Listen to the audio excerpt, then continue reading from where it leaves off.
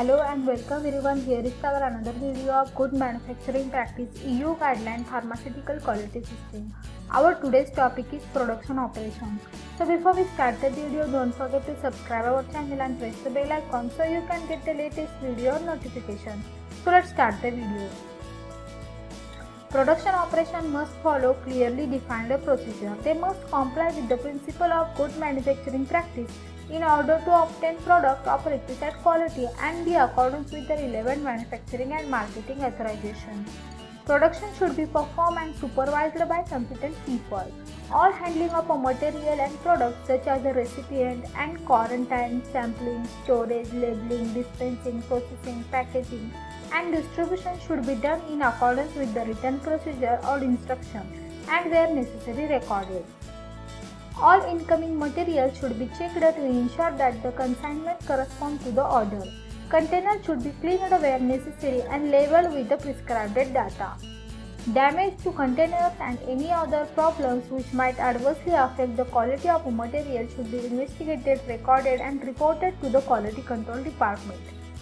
Incoming materials and finished products should be physically and administratively quarantined immediately after recipient or processing until they have been released for use or distribution. Intermediate and bulk product purchased as such should be handled or recipient as though they were starting material.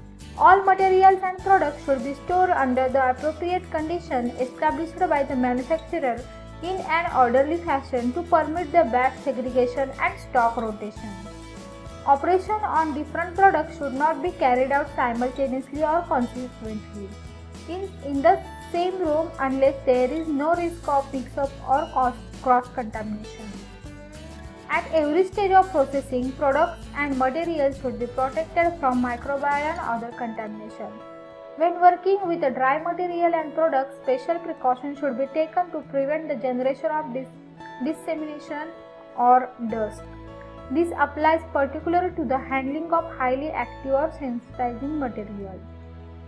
At all times during processing, all materials, bulk containers, major items of equipment and where appropriate room used should be labeled or otherwise identified with an indication of the product or material being processed, its strength where applicable and batch number where applicable.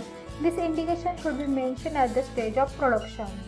Labels applied to the containers, equipment or premises should be clear, unambiguous and in the company's agreed format.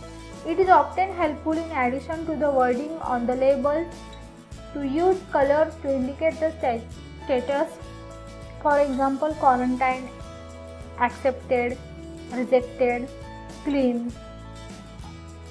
Checks should be carried out to ensure that the pipeline and other places of equipment used for the transportation of the product from one area to another are connected to the correct manner.